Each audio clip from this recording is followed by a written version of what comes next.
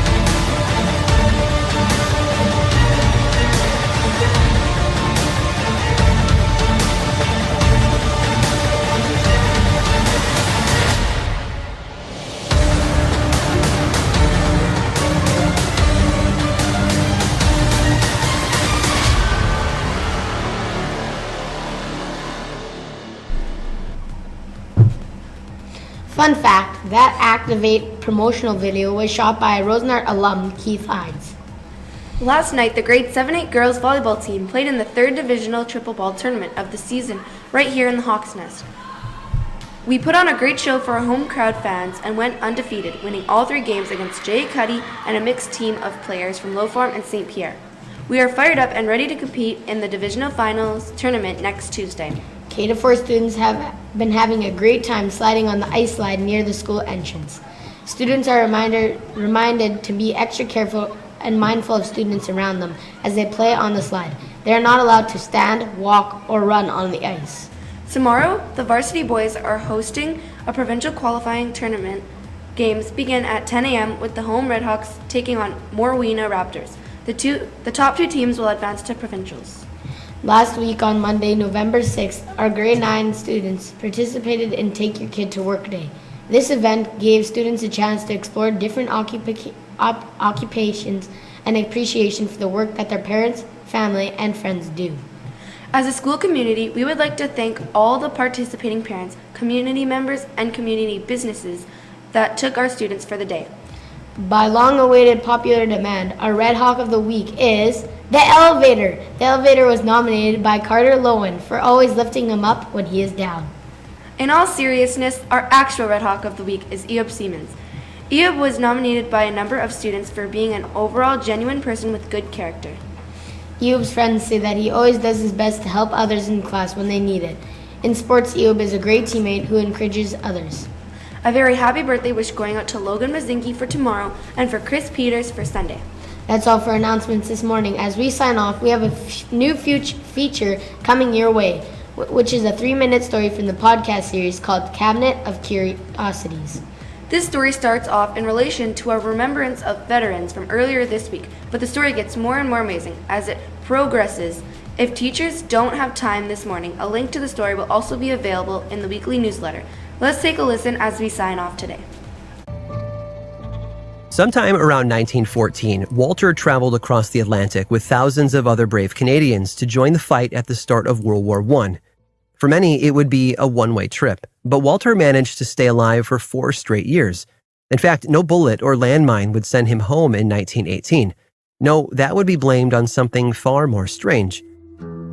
He was on patrol in the area of Belgium known as Flanders Fields when a bolt of lightning flashed out of the sky and struck him off his horse.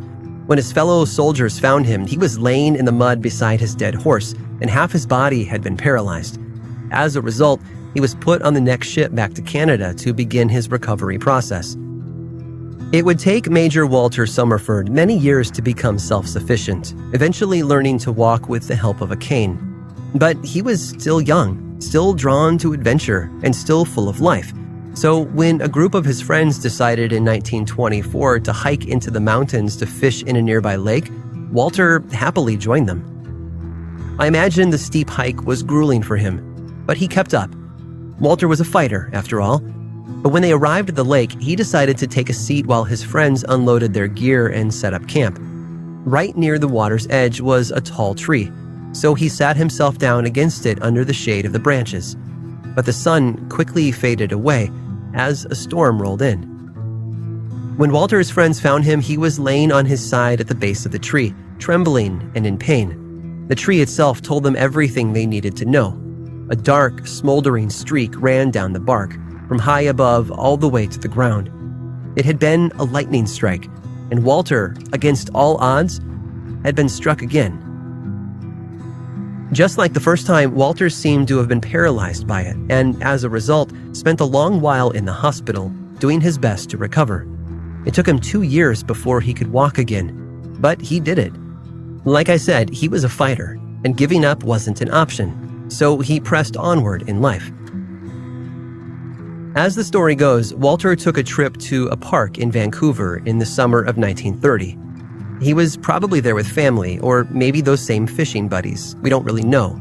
But I have a feeling you could guess what happened next, right? Against all the laws of probability, Walter Summerford was struck by lightning for the 3rd time in his life. They say this one was the worst, or perhaps it was just so devastating because it was the 3rd time in 12 years that it had happened. Whatever the reason, Walter never walked again and spent the last 2 years of his life in a wheelchair. When he passed away in 1932, still very much a young man, he went to the grave as a member of a very special club. Lightning rarely strikes twice, but for Walter Summerford, it did that and more. You would expect the story to end there, wouldn't you? No more Walter, no more lightning, right?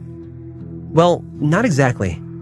Because in 1934, just 2 years after he passed away, lightning did strike again in his hometown. Now, I know what you're thinking. Without Walter, where could it possibly strike? The answer, though, might be more obvious than you were expecting. It struck his gravestone. Naturally.